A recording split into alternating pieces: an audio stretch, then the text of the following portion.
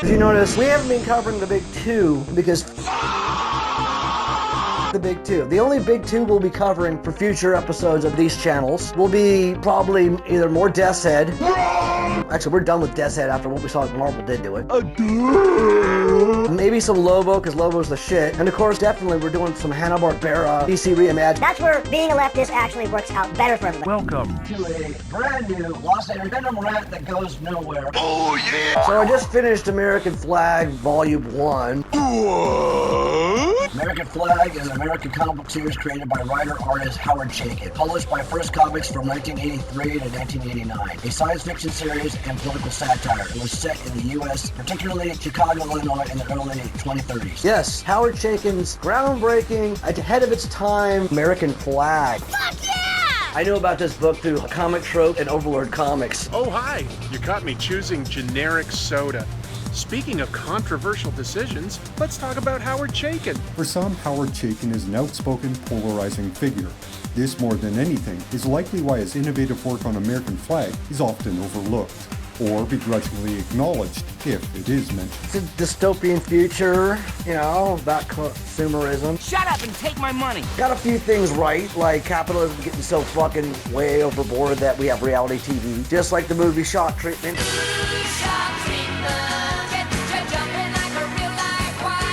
Kind of predict the future a little bit. The wake of the American government leaving the planet and the Soviet Union collapsing from Islamic insurrections. There was a power shift through the world of Brazilian, Indian, and Americans and the Pan-American African League becoming the new superpowers on Earth. The American government is, well, they're on Mars. Get your ass to Mars. Plexus Corp runs everything, kind of like OCP from RoboCop. Nuke 'em. Get them before they get you. Another quality home game from Butler Brothers. Porn's gotten really mainstream, and the whole world is basically one giant mall. Complex mall. There's go gangs running rampant, and the main character is Reuben Flagg, and he's like a big star. Reuben Flagg, born in 2000 in Hammers Gold Center, Mars, to Axel and Rebecca Flagg, was a stand-up comic and popular television star of the show Mark Thrust, Sexist Ranger. Speaking of sex, American Flag has a lot of it. In fact, there are very few women in the comic that Reuben Flagg doesn't have sex with. Gets a lot of pussy, like literally. Like, he's banged every chick in this book. That being said, the sex in the comic is about as explicit and as frequent as an average mature movie, or for that matter, a slightly edgy TV show. First 3 issues is a 3-parter called Hard Times. Basically, there's some little programming going on, kind of similar to that Max Headroom series where they had Wackets. Control, I don't believe what I'm seeing here. Every set is tuned to the same channel. It is phenomenal. It's damn weird. It's just TV with a twist. Wackets is a video narcotic. I will have that show. This one is Bob Violence, and the subliminal messages on TV screens are turning everybody to start gangs and cause trouble. That's a little allegory, if you get my drift on that one.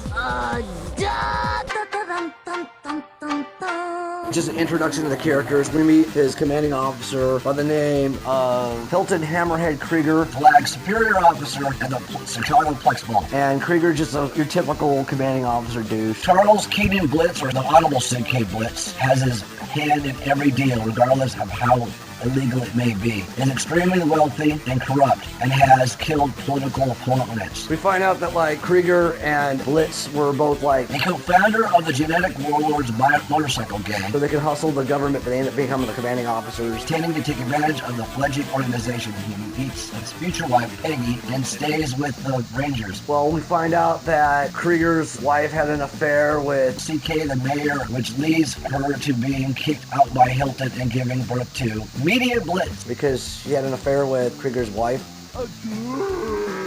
Hilton Hammerhead Krieger is killed by a Plex secret agent, and his cat Raoul gives Flag the key to the station. And then after Krieger dies, he leaves his last will and testament to Reuben Flagg. The best character, by far, that none of these people on YouTube ever talked about. Raoul the cat, an intelligent, talking orange tabby house cat, with an exception to his intelligence and his ability to speak. Best character, by far, motherfucking Raoul. So yeah, even if this stuff is over the top and too dark for you, the best character by far, motherfucking Raoul. Mad props, Raoul. He appears to be otherwise a normal house pet. However, he has a customized set of 7-minute gloves designed by Mandy Krieger. She looks so early 80s design. She even has the headband and the whole like leg warmers look going for her. Cowboy boots, just very 80s. Amanda Mandy Krieger, daughter of Hilton. She is the air traffic controller of the O'Hare Chicago Plexport. However, since the O'Hare Plexport only receives 2 flights a week, Mandy spends her time tinkering with electronics or getting into mischief. She later becomes a deputy to Flag. The next one is called Southern Comfort. A lot of crazy shit happens. We meet a rival who's a complete Nazi, who is Academy rival to our hero Ruben in Overholt. What's really funny is like you can see a lot of parallels of other things in there, like for example Barry from fucking Archer. Hurts when it rains. I'm sorry. And when I think about Archer. Oh yeah, we also find out there's a giant hate group called the American Survivalist Labor Committee, and they're basically like the white Taliban almost. And that's pretty fucking nuts. A lot of cool shit in this volume. I recommend reading it. It's all I got really to say about this series. I will probably review volume 2. I'm in a bidding war on eBay.